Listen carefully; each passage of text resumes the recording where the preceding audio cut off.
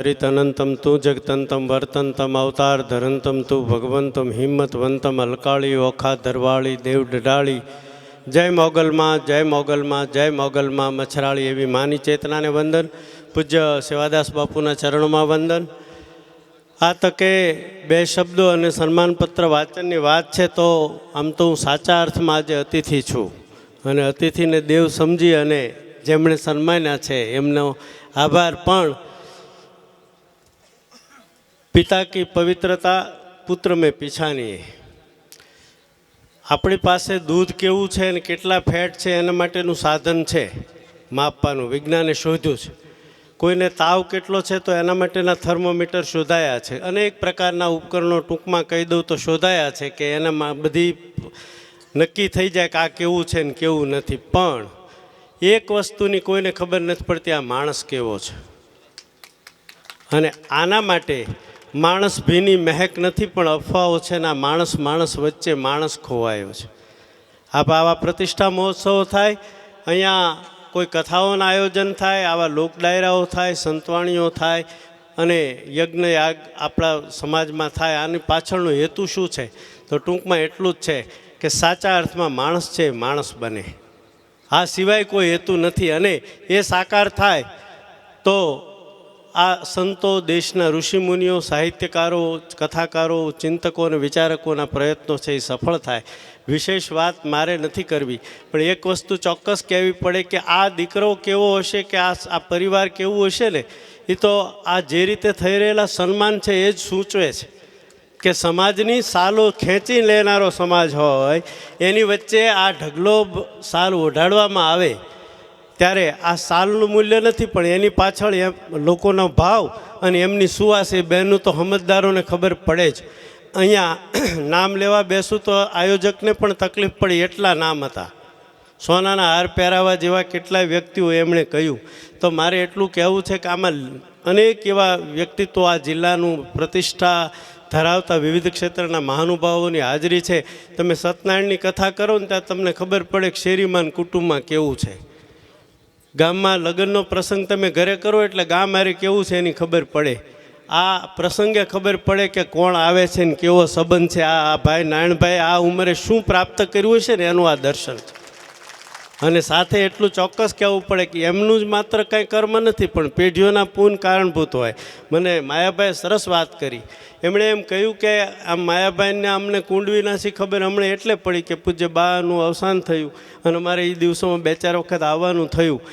એમણે એમ કહ્યું કે આ રતા બાપા અને મારા પિતાશ્રી અને ગામના બધા જ્ઞાતિઓના 18 વર્ણના વડીલોની બેઠક પણ એ બેઠક ધર્મ કાર્યો, સમાજના કલ્યાણ માટેના કાર્યો માટે વપરાતી.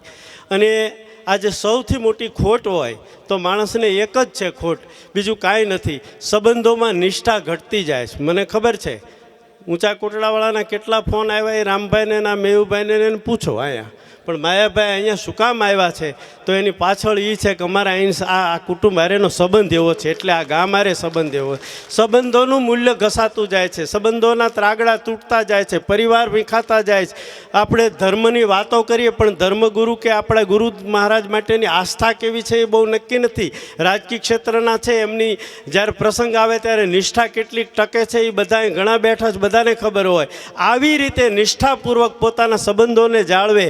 રતા બાપા કેવું જીવ્યા હશે કે જેના કારણે. અને મજાની વાત તો એ કરી કે એ હવે જાજા વાડીએ રહે છે. માયાભાઈ ટૂંકમાં મને સરસ, આમ તો એમણે ઘણી વાતો ત્યાં ભગુડા અમે બેઠા હતા ત્યારે શા માટે અહીં જવું છે નારાયણભાઈને એમના પરિવારની વાતો કરતા હતા, મને આનંદ થયો ને એટલે જ આવ્યો.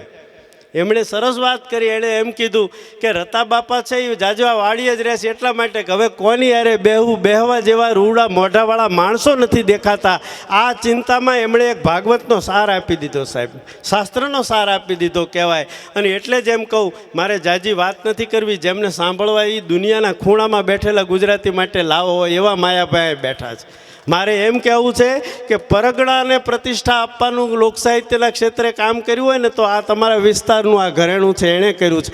અને આનંદની વાત એ છે કપાળના ચાંદલા આપણને કોઈ દી દેખાતા નથી હોતા. આપણે આ મારો ચાંદલો જોવો હોય તો મને ન દેખાય, એના માટે મારે તમારે અરીસા લેવા પડે.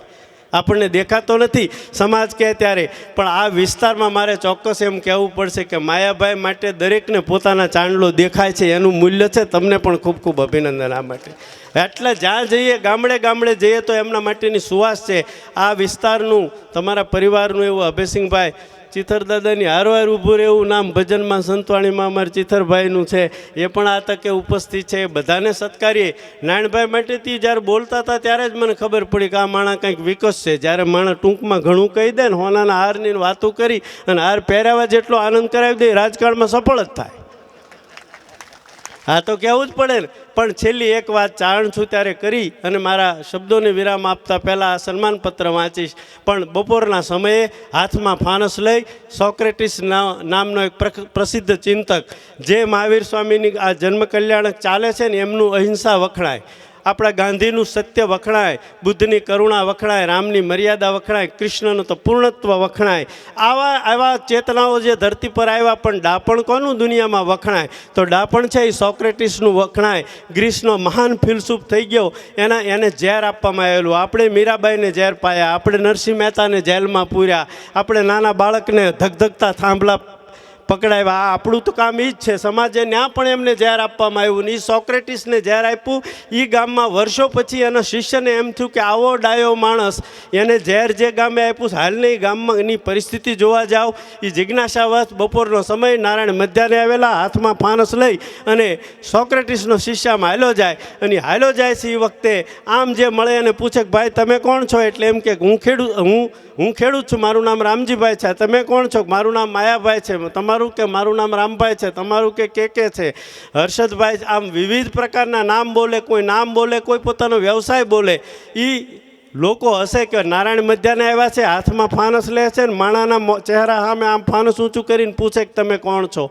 આ તો કોઈ ગાંડો લાગે છે. એ માણસ વિચાર કરે છે કે મને ગાંડો કહે છે, હું ડાયાનો શિષ્ય તો છું, કદાચ ડાયો હોવ ન હોઉં, પણ દુનિયાના ડાયા માણસનો શિષ્ય છું. અને લોકો સમાજ ગાંડો, દુનિયાને ઊંધા ચશ્મા ડાયા દીવાના લાગે, નરસિંહ પણ દીવાનો અને મીરા પણ દીવાની. આ દુનિયાને ઊંધા ચશ્મા ડાયા દીવાના લાગે. આ દીવાનો લાગતો હતો. એ બધાથી ગમે એમ બોલ્યા, કોકે ધૂળ માથે નાખી, કોકે કાંકરા નાખ્યા, છોકરાઓએ ગોકીરો કર્યો, પણ એ ગામને પાદર ગયા હતા. એક યુવાનનું ટોળું બેઠેલું યુવાનોનું, અને એ હસતા હતા ને કે આ તો હા વાળો નીકળો, કોકને કાઢો બહાર, પાછો કોણ હશે એમ. ત્યારે એણે એમ કીધું કે મારે ગામ પાસેથી બહુ અપેક્ષા નહોતી, પણ તમે યુવાની છો ને આ ગામનું ભવિષ્ય છો, એટલે મારે તમને એક વાત કરવી છે કે હું સામાન્ય માણસ નથી, હું સોક્રેટિસનો શિષ્ય છું. હું સામાન્ય છું પણ મારો ગુરુ સમર્થ છે અને એનો હું શિષ્ય છું. હું હાથમાં ખરા મધ્યાને ફાનસ લઈને નીકળ્યો છું. એ હું કાંઈ મૂર્ખ નથી, ગાંડો નથી, પણ હું આ દીવો કરીને એટલા માટે નીકળ્યો છું કે હું એક શોધ માટે નીકળ્યો હતો. હું જે માણસને મળ્યો એને કાં નામ કીધા ને કાં એણે એમ કીધું વિદ્યાર્થી છું, કલાકાર છું, સાહિત્યકાર છું, ખેડૂત છું, ડૉક્ટર છું, રાજનેતા છું, એવી ઓળખાણ આપી. આખા ગામમાં ફર્યા પછી મને કોઈ એમ ન કીધું કે હું માણસ છું. એ ગામ જ્યારે જ આપે સોક્રેટિસને. જે સમાજમાં માણસનો હોય એ માણસ ભીની મહેક નથી, અફવાઓ છે ને માણસ વચ્ચે માણસ ખોવાયો છે. એ માણસની જ્યારે આજ ખોટ પડી છે ત્યારે ઓલા જે રતા બાપા કહે છે ને, માયાભાઈ હમણાં કીધું કે રતા બાપા એમ કહે કે કોની યારે બેહવા જેવા ઠેકાણા નથી, ત્યારે આપણે બહુ વિચારવું જોઈએ. અહીંયા ઠાકોરજી બિરાજવાના હોય, અહીંયા કલા અને શબ્દ અને સાહિત્યના માધ્યમથી સરસ્વતી અહીંયા આશીર્વાદ દેવા આવે, ત્યારે માત્ર આ તાળીઓ પાડીને જવાનો સમય નથી. દુનિયા જેમને આટલા આદરથી જોવે છે એવા સમર્થ સાહિત્યકારો અને સ્વરના સાધકો દ્વારા જ્યારે કલા પ્રસ્તુતિ થતી હોય ત્યારે એક વાત તો યાદ રાખજો, અમારે એટલું તો નક્કી કરવું છે, બીજું કાંઈ નહીં. અમે છે ને સૂરજ થવાનું તો સહેલ નથી સૌ માટે, અને આ અંધારાની ચાદર કાંઈ ના એમ સહેજમાં ફાટે. હાલો ને, નાનકડા ઘર દીવડા થઈ ટમટમીએ, હવે તો થોડુંક માણા રમીએ. આપણે બધાએ ભેગા થઈ એક ઘરમાં દીવો થઈ જાય, શેરીમાં દીવો થઈ જાય, એની સમગ્ર પાદરગઢથી લઈ અને વૈશ્વિક સ્તરે ભારતની પ્રતિષ્ઠા વધારે, આવું થઈ શકે. આવો સંકલ્પ જો ગામડે ગામડે થઈ જાય ને તો બીજું કાંઈ કરવાની જરૂર નથી. વિશેષ સમય નહીં લેતા નાણભાઈ અને એમના સમગ્ર પરિવારને અને એમને વ્યક્તિગત શુભેચ્છાઓ. અમારા કેટલાય આત્મીય સ્વજનો વડીલો બેઠા છે, એમને મળ્યાનો આનંદ. માયાભાઈની આત્મીયતાના દાવે ભગુડા માના ખોળે આવ્યા હતા અને આજે અહીંયા આવવાનું, આવા સરસ પ્રસંગે નિમિત્ત આ સાક્ષી બનવાનું મને બહુ આનંદ થયો.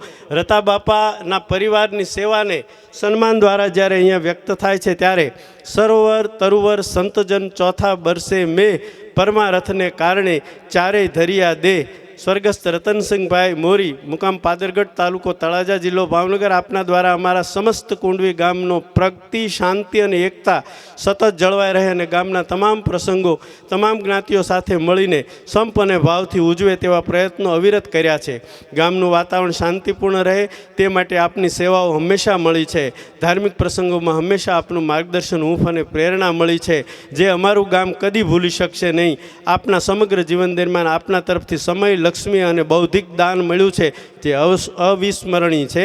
આપ હંમેશા અમારા ગામના દરેક લોકોના હૃદયમાં રહેશો. આજે આપનું મરણોત્તર સન્માન કરી રહ્યા છીએ, તેમ છતાં અમે હંમેશા આપના ઋણી રહીશું. આપનું જીવન સંસારમાં રહીને પણ એક સંત કરતાં સવાયું હતું. આપના પરિવાર ઉપર માં ભવાનીના આશીર્વાદ કાયમ રહે તેવી પ્રાર્થના સહ વંદે માતરમ. સમસ્ત કુંડવી ગામ 30/3/2018 તાળીઓથી આપણે વધાવી લઈએ.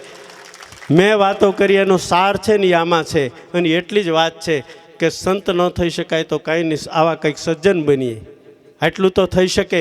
સાચા અર્થમાં માણસ બનવાનો પ્રયત્ન કરો તો સાચું સન્માન ગણાય. માયાભાઈને સાંભળવા હમણાં અમે પરદેશ ગયા ત્યારે કેટલાય બજારમાં મળે નહીં તો માયાભાઈને એમ પૂછે, હાવ અજાણ્યા હોય તો, તમારો કે દિવસે કાર્યક્રમ છે? નાયરોબીની ધરતીમાં તમારા વિસ્તારના એક વ્યક્તિત્વને આવો આદર મળતો હોય એનાથી તમારે બીજું ગૌરવ શું હોય? વધારે સમય મારે તે નથી બેવું, કારણ કે અમને ગમે છે માયાભાઈ આહિર. જય માતાજી, જય મોગલ.